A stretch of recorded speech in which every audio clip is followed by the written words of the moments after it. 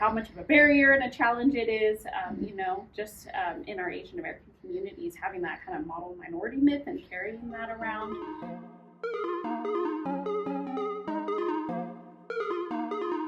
Welcome to Conversations with June. I'm your host, June Lee, and here today I'm with a guest. Hello, everyone. My name is Maikhou. I was wondering, what do you do?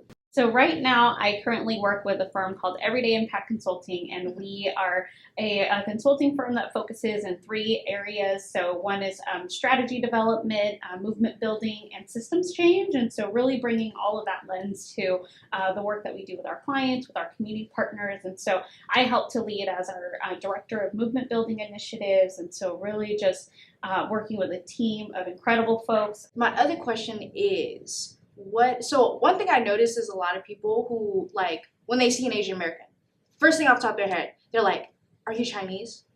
And I'm Chinese, right? But the problem is not every single Asian American is Chinese. And so my question is, what is your ethnicity and what do you identify as? So I identify as Hmong American, but I cannot tell you the countless times that I've been mistaken for Chinese, or people just assume that I'm Chinese because of how I look. And so that's definitely been an experience of mine, like especially growing up in Oroville, California. It's like a small rural town. And the largest like API community that we have there is Hmong, right? And so, but interestingly, we get constantly confused as, Chinese, or like there's an assumption that we're Chinese. So, and I think this has something to do with like the whole model minority myth, where people basically assume that we are one person, like we are a single person. You and I are both different, and I know that, and like probably other people know that, but most of the time we get mistaken for Chinese. And for people that don't know what the model minority myth is basically the assumption that like Asian Americans are usually smart in math or science, and that their parents push them to strive for a higher education, which isn't always the case. And it also erases the fact that there are different cultures and ethnicities, and that this perpetuates the idea that we are like the model citizen, that we are the model minority citizen, right? So it's like, it's this whole assumption that we're just one thing, and we're not. We're all different people, and there's different people within other groups too in communities, and that's a problem. And what are your issues with it? Yeah, so I had actually learned about the model minority. This is not anything you're taught in like K through 12, and especially for our Asian American communities. And so for me, the first time I ever encountered the model minority myth and actually learning about it was in college, in my sociology courses, where we learned a lot about race, class, and gender and ethnicity relationships. And so through that education, it really just opened my eyes to like the anger and the hate that I have of like the fact that this myth exists, but that it's so strong and it perpetuates across our communities, continues to create like challenges and barriers for us. And it's based on, false stereotypes, right? And like, so even that in itself, like it's such a strong narrative that continues even to this day, right? And that was something that was like years ago, right? That was developed. And so to me, like, I feel like it was a like strategy and tactic, of course, to create division, to like separate folks and develop a sense of like othering, right? And that in between our API ethnicities and communities. And so, yeah, I feel angry. It's something that, again, is not widely taught, but it's such like a strong, it has deep roots within the way that, people see our Asian American community. For sure. Yeah. Personally, I feel like you said, we did not learn this stuff in K-12 at all. I had to do my own research. Nobody teaches us Asian American studies at all. And it's like, I don't even know like my own people, what they've done for the United States. I've not known nothing, and it's very sad. And like literally, I didn't even know like the model myth minority was a thing until a year or two ago, which is but the thing is, the school didn't teach me that. Yeah, I actually had to learn it through other people, mostly online, and it was just I started realizing dude, that's why everybody's calling me, assuming are you Chinese? Are you this? Are you that? Are you, you know what I mean? It's so frustrating. And it's honestly, it's not that they're asking me, are you Chinese? It's just that you already assume that like every Asian person you meet is Chinese, and that's not the case. And you obviously went through that stuff, right? And it's not cool at all. You know what I mean? The question that I've gotten is like, where are you from, right? So it also perpetuates like, hey, just because I look the way I look, like it seems like I'm not from around here, right? I don't belong here. Another question I've been asked, right? Like, oh, you speak English really well. It's like, well, dang, I was born here, you know? So like, hopefully I can do that. And like, I mean, my first language I learned was Hmong, but like growing up, you know, now it's the opposite. I like speak way more English than I should with Hmong. But, you know, I'm working on that and continuing to just like hold on to those language skills. And like, again, it's frustrating to feel like you're already in a space where you don't feel like you belong, you know? So that was also another challenge just growing up, like feeling like battling with like a Hmong and American identity, right? And where I come home, it's like, you better be Hmong, you got to do this and that, right? As a Hmong person, you go to school and it's like, you're American, this is what you need to do. You got to speak English, right? And so those are just some of the things that, again, like just perpetuate the fact that this model minority myth exists and that it's ignoring like the experiences, right, of those that are not at the top, right, or whatever. And I totally agree with that. Growing up, I was like, I'm Chinese American, right? And so like I had an issue with like the whole language barrier things. And like when I grew up, I speak Cantonese, right? I grew up in Cantonese, this and that. But when I started going to school, it was like, you know, I was slow, behind the class. No, it wasn't that people couldn't understand me. It was just like I was behind in reading. My teacher actually had to talk to my dad, and he was like, oh my, well, daughter's behind, you need to like, she gave him like a whole pack of stuff of reading material, and she was like, you got to teach your daughter how to read. And so basically what happened, my dad taught me like basically English, but the problem was that he didn't know much of English himself. So when he was trying to teach me, it was problematic because it was like, you know, his pronunciation was different from it was actually supposed to pronounce. I knew some stuff, so it was like kind of like hard. And then like he would like basically get frustrated with me, and I was like, dude, I don't even know, right? And I think this goes hand in hand with like one of like the first generation struggles for students. Like first generation, my parents were immigrants. My parents weren't born here, and I'm born here, so I'm first generation. And like I think that's one of like the first generation struggles for a lot of us. And I was curious as to what struggles you went through or challenges. Yeah, absolutely. So yeah, it's like similar stories and threads here, right? Like my parents came to the U.S. in the late 90s after the Vietnam War, so they were actually staying in the refugee camps for a couple of years before they rejoined with the rest of my family here. My dad had 3 brothers, and so all 3 of the brothers were already here in the States, and so my family and my dad was the last one out of his family to move to the States. And so when we got here, then, you know, we started to, we settled in Sacramento, but then eventually moved up to Oroville, and that's where a majority of my family is still, and so including my mom right now. And so just really like, I think growing up in that environment, like I identify as low income. We grew up on Section 8 housing, rented my whole life. I'm still renting right now, but you know, it's just like it's that experience. And I have like 10 siblings, so some of these resources that I did have growing up is like obviously looking up to my older brothers and sisters, right? And so while I grew up and I graduated as a first generation college student, you know, some of those barriers just around getting to higher education, like not a lot of direction. I'm not going to be able to go to my mom and dad who obviously didn't go to college, and my dad was a stay-at-home dad, and then my mom really helped too because he also had a disability. He couldn't see clearly in one of his eyes, and so we were getting just government subsidies and funding.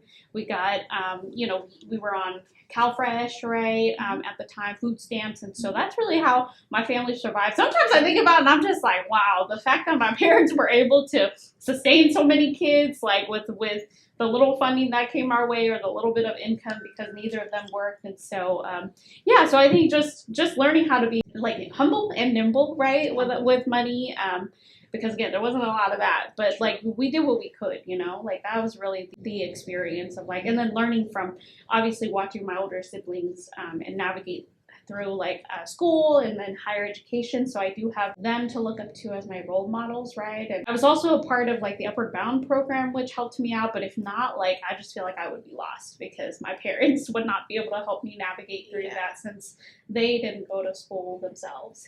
Dude, like oh my God, I can relate so much. And it's crazy for me to say that because I felt like, yeah, don't get me wrong. I have like the area I live in now, it's like full of people like me. but I'm not really like close with a lot of them. One of the things is like where I'm at right now, there's a lot of like white students. But the thing is though, is that nobody understands my struggle of being first generation in general and also being an Asian American. And like you said, you grew up in a low income family. You had, you know, your parents had to raise all these kids, including you.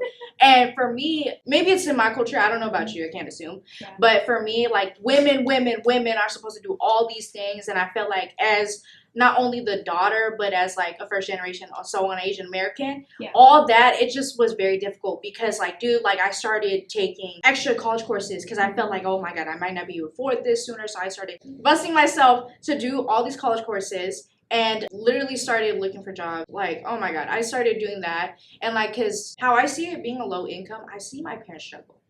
They're living paycheck to paycheck. It's so hard to see them go through that. And all they want from me is to get an education. It's like, no, like I want to help. And it's like, you know, you see that, you know, and it's just your mom, your dad, you know what I mean? It's like the saddest thing ever. And then I remember like all these things eventually made me burnt out. Like all this like thoughts, like this and that. Like I gotta like work, like help my family, help them do this and that. And I remember like having a whole breakdown to my friend about it. And she was telling me like, this is like what first generation people go through a lot of times, and especially minorities, you know what I mean? It's like, damn, I personally didn't know that, you know, K to 12, they don't teach you this stuff. So it's like, you know, I had to learn that on my own. My friend actually told me, like, let me know this is what first generation people, students go through. She's Mexican American. So it's like, she understands my struggle, right? And she told me all these things and stuff like that. And like, even now, like I still feel, I don't know how to explain it. Like, so I want to go to UC Davis, right? And that's like, you know, that's my dream college since day, like middle school, you know what I mean? Yeah. But the problem is that like, in the back of my head, I'm like, I can't afford it. Like, you know what I'm saying? I can't, I don't know. Like, nobody, also another thing is nobody should tell you resources. Yeah. Nobody like lets you know none of that. And like my school, like, yeah, like the counselor is actually Asian American. And she told me like, no, like you could definitely get it there, this and that. And I didn't know. And you know, my teacher was actually, she's not Asian American, she's not first generation. So she wouldn't understand that struggle. So it's kind of hard to talk to somebody who don't understand to like help me.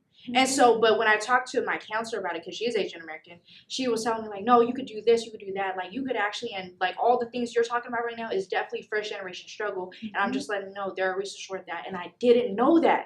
And I feel like a lot of like Asian Americans also feel that way, where they're stuck in, especially in their financial situations. A lot of us are low income, a lot of us. And it is very, very difficult. And even in your story, you said, and man, I just wish that people told me about these things. And I think that's like an importance in like being aware of these things, letting people know. Man, anyways, I went on a rant. No, one more thing I want to add to that is just like that is the experience, right? That we carry as first gen students. Like you're carrying the weight of like your parents and your whole like history, and especially for my parents who literally were going through war and coming to the States, right, with like little to nothing on their backs, but just, you know, their children. And like, I know we talk about the American dream, right, but it's like that was really what they were holding on to, you know, like coming to the States. And so it's just like, how do you, I think a part of our struggle as first generation college students, you know, and first generation in general is like, that is a struggle. Like we're carrying all of that kind of pressure, all of that history of like wanting to make sure that we do right, you know, by our parents, and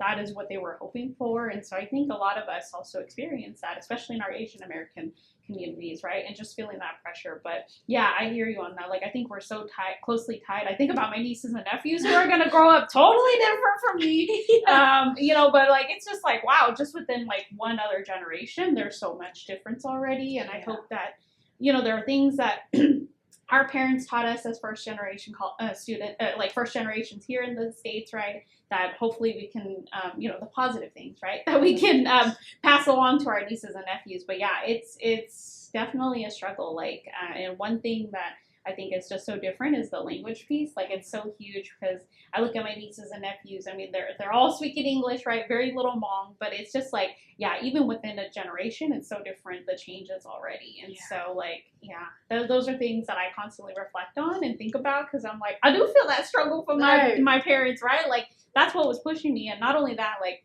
my dad, he was really big. Like he always said, I never got a degree or anything like that. So he always pushed all of his kids to like go to school, right? Like that was one thing that I remember starting. I'm like getting a little emotional because he actually passed away from cancer like in 2017. So, but thank you. But he was like a really big proponent like in my life and model like to push myself to do well in school. So like that is something that I carry with me every day. And like, you know, the fact that he didn't have an opportunity to go to college, but that he knew education would take me places, right? And it has.